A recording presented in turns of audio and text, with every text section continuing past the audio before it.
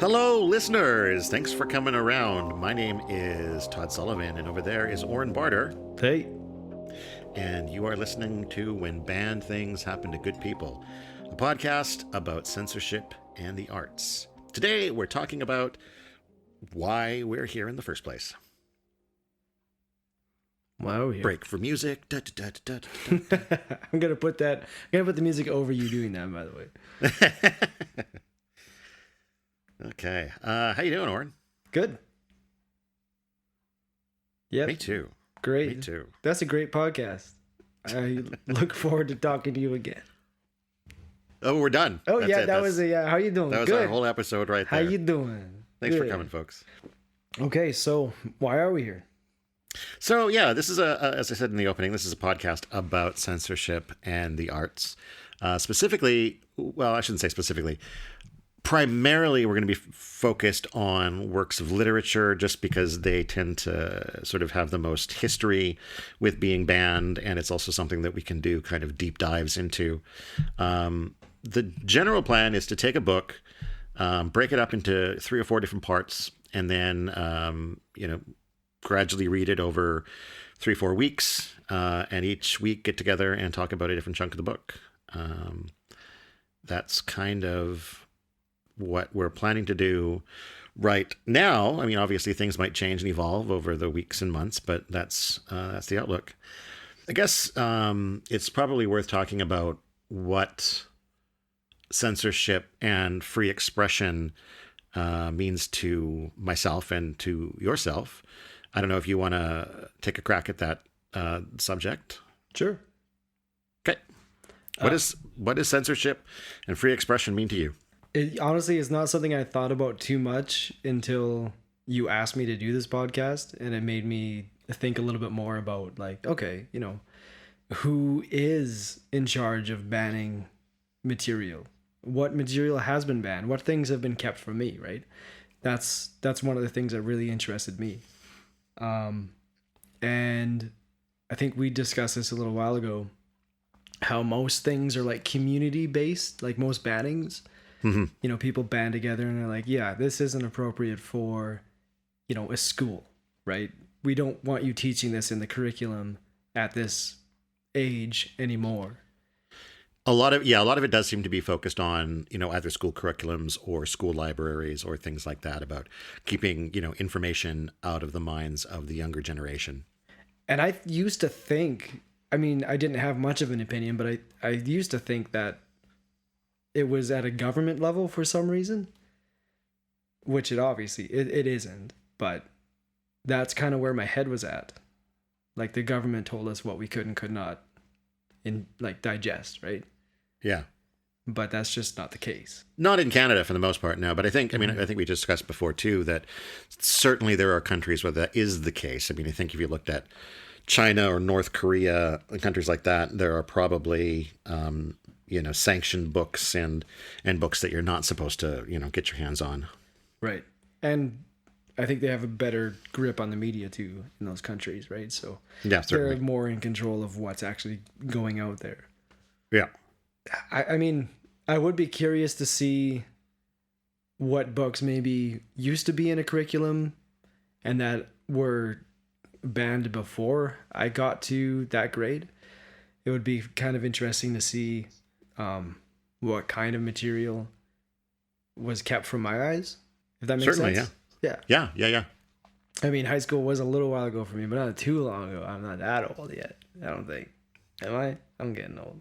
It's definitely further back for me. I'm getting old. Yeah, what about you? I think my first kind of interaction with the concept of censorship was in the early 90s. I discovered a digest-style magazine called Gauntlet that was dedicated to freedom of expression. And it was... I found it in the local comic book store in Williams Lake and bought it because it had a huge cover story about Stephen King films. And I was a really, really, really big Stephen King fan at the time. I brought it home, and of course I read, the stuff about Stephen King's films and, their struggles with censorship and that sort of thing. But then there was also hundreds and hundreds and hundreds of more pages on things like there was a big article on the film Henry, A Portrait of a Serial Killer, which had recently come out at that time and was, I think, one of the first films to be rated with an NC-17. There was, a bunch of articles about the new NC-17 rating and how it was replacing the old X rating and sort of how that process went. There were articles on the photography of artist Robert Mapplethorpe. There were articles on the censored music of Two Live Crew. And so it kind of opened my eyes to how much in the arts community there were people actively creating things that different levels of society were pushing back against and saying, no, you can't show this, or no, you can't say this, or, no, you can't hang this painting or this picture in a gallery. And I guess it just sparked a curiosity in my mind to say, like, as soon as someone is saying, no, we don't want you to read this, or no, we don't want you to look at this, now I'm like, oh, well, now I want to. Mm-hmm. Now I want to know what it is that you're trying to keep from me. So, what was it, NC-17? NC-17, yeah. Now, is that like, say, an M rating, X rating? Is it through the same channels, or was it a different organization adding that rating to things? No, it was so what had happened was the way the ratings board originally worked, it had X was the rating above an R rating, right? So, if it was, I mean, I don't know what it was for, what they were using it for, but that was the rating above an R. So when at a certain point, pornographic films were like, oh, well. Yeah, I was going to say, can I, X rating kind of, I don't know if it goes hand in hand with porn. It doesn't, though. See, that's the mistake. Oh, okay. An X rating originally was for just a traditional film that had content that was higher than an R rating. Porn films at that point were like, oh, so what we're going to do is we're just going to completely make up our own rating called XXX. Okay. And we're going to say, oh, if you think that film is bad, then our film has like 3 X's. Ha ha ha. It's got to be even worse. And so once the porn film started doing that, it kind of tainted the integrity of the actual for real X rating. Right. And so filmmakers wouldn't release films if they got an X rating. And part of the purpose behind the creation of the NC-17, which I believe was for it's no children under the age of 17, NC-17. Right. Part of the reason for creating that new rating was to break that stigma associated with the rating of the letter X, so that now we have a rating that hopefully we can give to a film and it won't scare away theaters who might want to run it. It didn't really work. Theaters still didn't really want to run NC-17 films. Quite often films just end up going unrated if they end up going that high, and like that's a whole other conversation and one that I'm not researched enough to speak to right now, but all of that is actually probably stuff that I learned in that Gauntlet magazine that I've retained since then. So wow, I learned something. But yeah, it's I'm that guy now who, when I hear about a movie that like someone says, oh my God, it's so terrible, it's so nasty, you can't believe it, I'm like, okay, well, I gotta go check that out and see what it's all about. Do you have any recent examples? Oh, not recent though. I recently reminded myself that I want to watch the film. I believe it's pronounced Salò, or the 120 Days of Sodom, which is supposed to be like way up there in the nastiest films. And then there was a number of years ago, I heard about a film called a Serbian film, which was supposed to be like unbelievably horrific, and I sat down and watched it that night after hearing about how horrific it apparently was. And it was one of those films that I'm kind of glad that I watched it, even though I don't think I would ever... I still would say I would never watch it again, because I'm already thinking like I need to revisit it and look at it again from a different perspective, maybe. I don't know. Okay. It was a dark, dark, dark, dark, dark film. See, now you're talking film, something like a narrative, a story, fiction, right? Sometimes. But I remember hearing about this movie called A Thousand Faces of Death. Mm-hmm. It was basically, say, a Live Leaks compilation before the internet. It Right. was shown in some movie theaters. It was an hour and a half of people dying on the big screen, which Right. just sounds absolutely horrific to me. I would not want to watch that. But And I some don't people know- get their kicks from that kind of shit, right? Mm-hmm. And if that's the one I think it is, and it may not be, but if it is the one that I think it is, I think like some of the deaths aren't real. Some of them are faked. Okay. Even even the real ones are all like accidental deaths, so it's not like you're actually watching. Somebody being murdered on purpose. Yeah, You're not, yeah. and that's okay.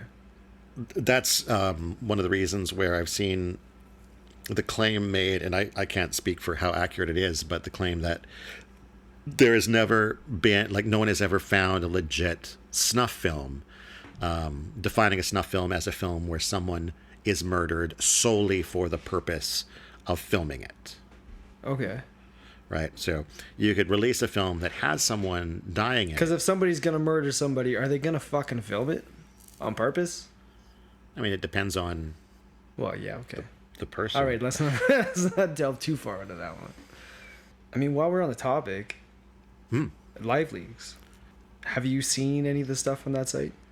I don't know if I've probably seen stuff that was on the site. I remember maybe a year and a half ago when the shooting at the Australian mosque happened. Okay. A guy I worked with, like he was the desk right next to me. He had brought it up on his phone and was watching it, and like it's not something I would have gone and sought out, but because like I could hear it like literally right next to me.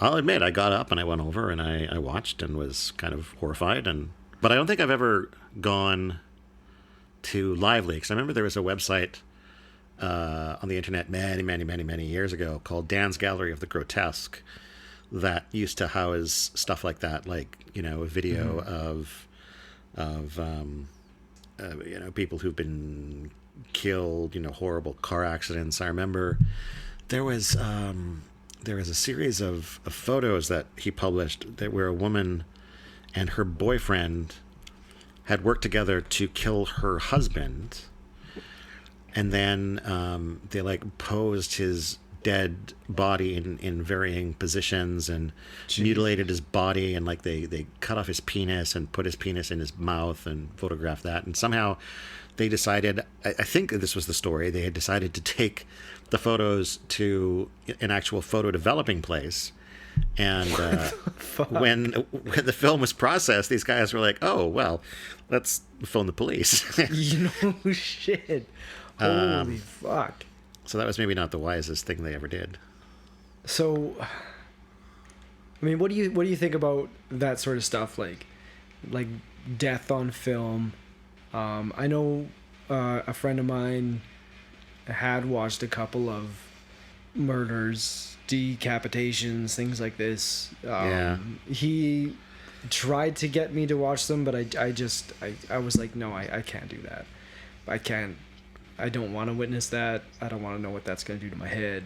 You know, like, I just didn't feel like when him describing them to me was enough of a stimulant that I didn't want to witness the real thing.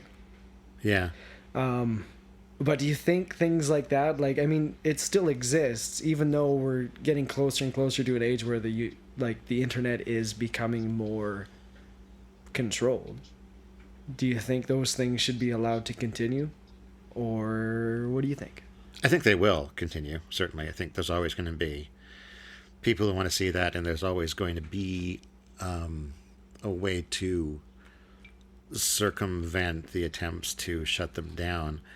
I don't think I would be as prone to fight for that particular form of freedom of speech, because I'm not sure that necessarily is freedom of speech.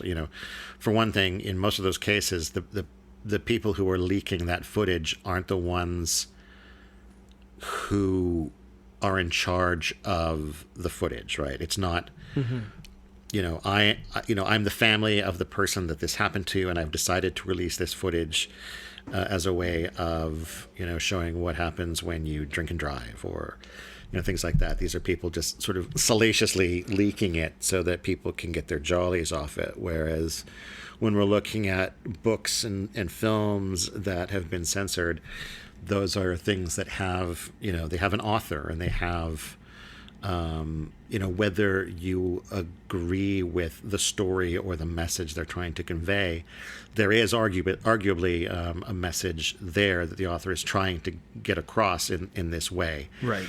And I think there's thought behind. Yeah, I mean, I know, I don't think it was banned, but I remember one of the most, controversial art pieces I read about was I don't know what you'd call it, like anyway, it was called Piss Christ. And it was a crucifix inside of a jar filled with, I believe, the artist's urine, and that was it. That was the art. And there was a lot of people who weren't a fan. I don't know if I would want to display that in my home myself, but I think it's interesting, and whether or not you agree with whatever message the artist was trying to convey, there was definitely something there that doesn't exist in just a leaked video of something horrifying. Does that make sense? Mm-hmm. But I mean, I'm curious, because you asked me about what I thought about live leaks. Sort of, what's your take on those sorts of sites, and do they have a purpose? Are they doing some kind of cultural good? What do you think? That's a tough one. I don't think anybody needs to see those things. But then now we're talking about, like, whose opinion is it? What people see and what people don't, right? Yeah. I don't see any benefit to it. It's horrifying, the things that were described, and some of the things that I did see. Actually watching the life come out of somebody is terrifying. It's scary. It's sad. But I mean, that's also just your personal experience of it too, right? Some people may find it, that's what I'm looking for. Like, it may help them understand the process of dying, and it may make them feel better about their mortality too. It could. To me, I think the biggest issue is around, like, the question of consent, and whether or not the individuals being photographed or filmed, or whether or not the families of those people, their consent to having the information released. Right. And I think in terms of the specific videos that I'm talking about, the consent of the actual person being filmed is not a possibility. Right, because they're dead, yeah. So, yeah, that would be interesting to know if... I personally don't want to know, but it makes you curious. Do the people related to these people know about these, and how would that make you feel? I think, again, I don't want to put words in anyone's mouth, but yeah, I think, again, just the nature of the name of the site, Live Leaks, implies that these things are being leaked, and when things are being leaked, it's being done without official permission. So right. Anyway, I didn't mean to bring this in a really depressing, scary direction, but it is interesting to me to hear that the documentary of Malcolm X is banned, and some of these other things are prominently displayed. Yeah, and which, by the way, in case you're wondering why he happened to mention the autobiography of Malcolm X, that is going to be the first book on our reading schedule. I don't want to talk about it too much because this is intended to be sort of an overall introduction to the podcast, but I will say that if you listen to our episode 0, I mentioned that our first book was going to be a book called The Turner Diaries, which is banned, is banned in Canada, at least to the extent that you can't bring it across the border. But we decided to change things up, given the Black Lives Matter protests that have been happening the last week, 10 days, something like that, in the U.S. Decided this might be a really good time to dig into some African-American authors with works that had been banned. And we looked at a couple of options, and we settled on the autobiography of Malcolm X. So we'll be running through the first quarter or so of that book in our episode next week. And I, for one, as a incredibly privileged white guy with who grew up in a very white neighborhood, not knowing a lot of people of color, I think it's a long time coming for me to dig a little bit into that culture and try to expand my understanding of it a little bit. Absolutely. But like I said, I don't want to derail this conversation too much because I haven't read much more than 20 pages of that book yet, so I don't have too much to say on the subject. I mean, I was going to ask you if you, granted this the subject of censorship and banned books is new to you, but do you know of any books that you've read in the past that there was one that you mentioned as we were looking through? It was banned from I think at least some Canadian high school curriculum. I think I may have read it in university. It was Barometer Rising. Okay. And what was that about? Oh, wait. What's the Barometer Rising? Oh, God. You put me on the spot here. I'm going to have to figure out what that one was again. Yeah, I think that name sounds familiar. I think that's what you said it was. It was, the book was about the explosion in Halifax in the harbor. Mm-hmm. And it was about this young man who lived through it and his love for his cousin, romantic love. Mm-hmm. They were in secret, and with this travesty, they survived it, and they were able to go on with their lives together because the life that was holding them accountable and back away from their love was in a sense destroyed. And it was kind of, as I understand it, I haven't read any other books from the same author, but it was kind of a theme of his, not the cousin thing, but disaster birthing a brand new beginning, right? Right. And honestly, I don't know why. Maybe it was the cousin thing. I'm not sure. But, about why it might have been banned? Yeah, but it was a really, really well-written book. It really talked about the history. He delved really deeply into what actually started that whole situation. The people that tried to save, like the people that were in the middle of it trying to help people, and it was a really interesting. It was historical fiction. I really enjoyed it, and maybe one day we'll go to it. Honestly, I really should have done some research before we got on this, but no, my apologies. I didn't mean to put you on the spot. I just thought, it would be interesting to see if even just a little bit of reading that you had done about banned books, whether or not you had read any of them in the past. I think I probably have. I am getting old now, so the things that the kids can't read now, I maybe read when I was younger. I don't know. Oh, when those books were permissible back in the day. Yeah. And that is, I think, quite often one of the reasons that they get banned. Like if you look at some of like Mark Twain's stuff, Huckleberry Finn or Tom Sawyer, those things are often, they try to ban them. And I think it has to do with the depiction of race in that era, which is no longer, like, that sort of depiction is no longer okay. And it becomes that question of, do we allow this book to sit on the shelves as an illustration of what the attitudes towards race was like at that time, or do we blot it out and silence that part of history? Right. And that's a tough decision to make. And whose decision is it? That's exactly right. Right. You know, there was a point a few years ago where I started kind of looking for books that had been banned. And, you know, for example, there was a family here in Kamloops at one point that was trying to get The Perks of Being a Wallflower pulled from, I don't know if it was the library or from the curriculum here, or one of the high schools.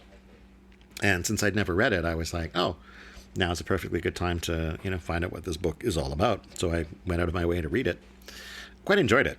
And so I have, you know, frequently over the last number of years gone out of my way to look for books that have been banned or books that have been challenged. Right, okay. Because they quite often challenged books haven't actually been banned, but somebody's come up and said, I think we should. Right. So that's the challenge.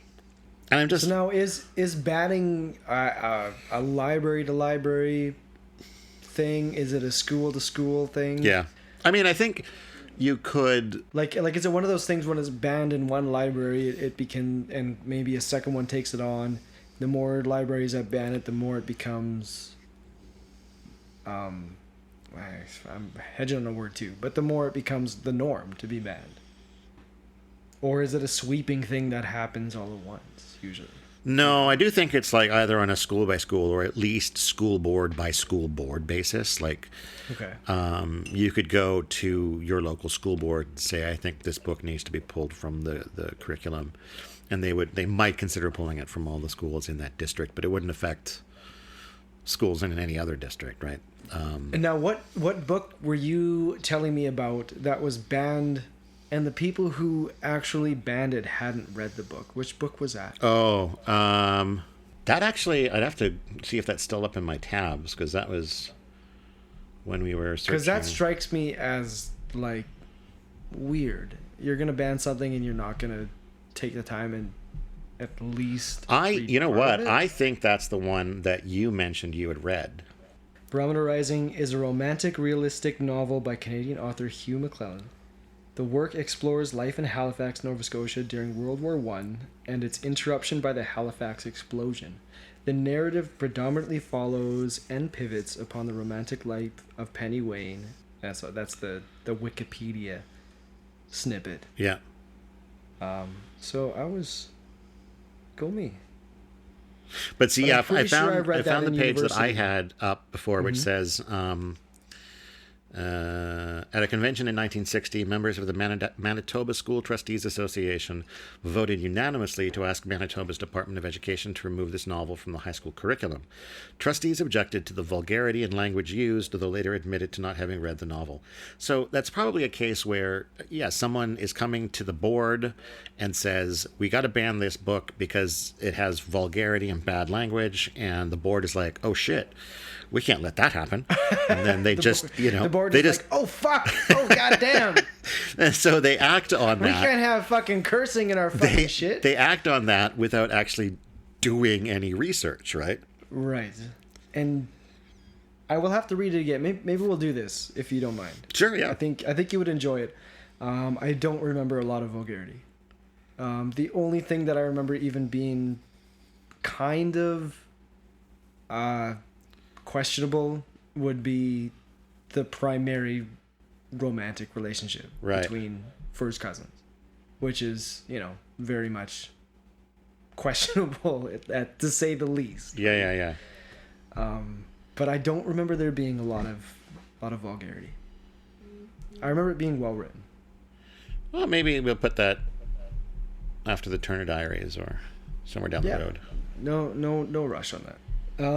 Anything else you want to talk about?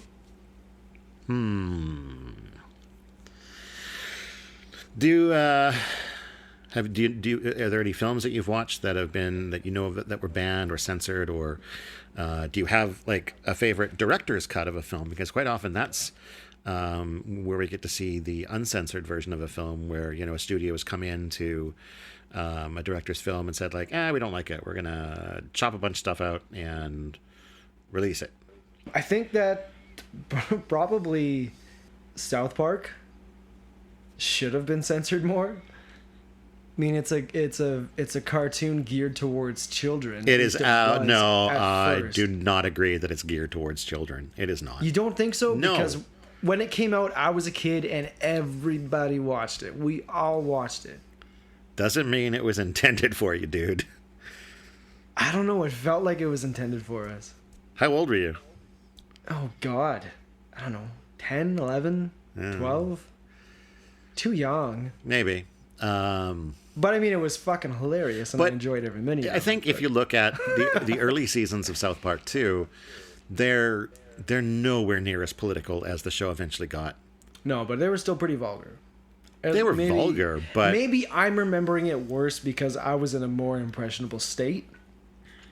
But I remember it being like watching it and being like, holy crap, is nobody going to stop? You know? I don't know, like the first episode was about a fat kid with the alien probe up his butt. Like, I mean, that's not that bad. It's pretty bad. I mean, you're making fun of a fat kid and he's got something up his butt. I mean, when you're 10, that's I guess funny. They're not always... That's funny now. That's still funny. It is funny. They don't and they don't make fun of him because he's fat. They make fun of him because he's an asshole. That's true. They make fun that they make fun of him being fat, but they only do it because he's such an asshole. God damn it, Cartman. Okay. Yeah, okay. We're going to get a copyright strike for that. No, we're not. Yeah, they're going to... It was such a bang-on impression that the search algorithm is going to detect that as a South Park clip. I disagree. But thank you. I appreciate the confidence in me. Movies that... Okay, director's cuts. That's interesting because I have seen quite a few director's cuts. I prefer the director's cuts usually. There was one movie I watched recently, and I watched the censored version, and I did not like it because it wasn't as I remembered it. Mm-hmm. It didn't cover as many things. The story it didn't flow as well to me, and I can't remember what it was. Well, I think it'll be interesting to see. Have you heard that HBO Max, I think, the new HBO streaming service, is going to be giving Zack Snyder $20 to $30 million to finish his version of the Justice League film? Which film is the Justice League film? I don't think I've seen that one. Okay, well, he left the film before it was done, in part because of a death in his family. And Joss Whedon was brought in to sort of finish it up, and it was sort of met with universal disdain. No one really liked it. It was such a weird tonal shift from what people were expecting from Zack Snyder. And for the last several years, there's been like this push to hashtag release the Snyder Cut. And no one really thought it was going to happen because, it's a pretty major undertaking to take... a movie that's already been done. And already, well, but yeah. Do it again. Any of the footage, the different footage that's going to be used, like everything has to be started from scratch. Like all of the color timing and color corrections got to be done differently because it doesn't look like a Zack Snyder film. Right. Joss Whedon changed the composer on the film, so it's going to have a whole new score written. New effects shots done for scenes that weren't included in the movie, and blah blah blah blah blah blah blah. Huh. But they've decided to push their new HBO Max streaming service, that it's worth the investment to have that project there. So that'll be an interesting example of a film that, I mean, it wasn't censored in the traditional sense that, it's a message that we need to not allow kids to have. Mm-hmm. But it was censored, I think, to a degree in the sense that DC wasn't super happy with the direction that their film universe was going and decided to do a shift in tone by throwing in, this new director after, Zack had to step away and try to lighten the mood, make it a little funnier and less dark. Right. And it'll be, I think, again, I wasn't a huge... let's be fair. It was a DC film. It was supposed to be dark, wasn't it? Well, except there was some pushback from the audiences that, these films are all too dark. And, We like Oh, Marvel yeah. better. And so DC was like, oh, maybe Right. we've made a bad choice here and we need to try to lighten the tone. Okay. And so it will be interesting to see, to me, I think, what Snyder's ultimate original vision was for the film. Not that I'm a super big fan of, Batman v Superman, which I thought was just okay. I did kind of like Man of Steel. And Justice League was just a dumpster fire, I think. But yeah, I mean, that's probably the most, exciting upcoming uncensored film project that I can think of.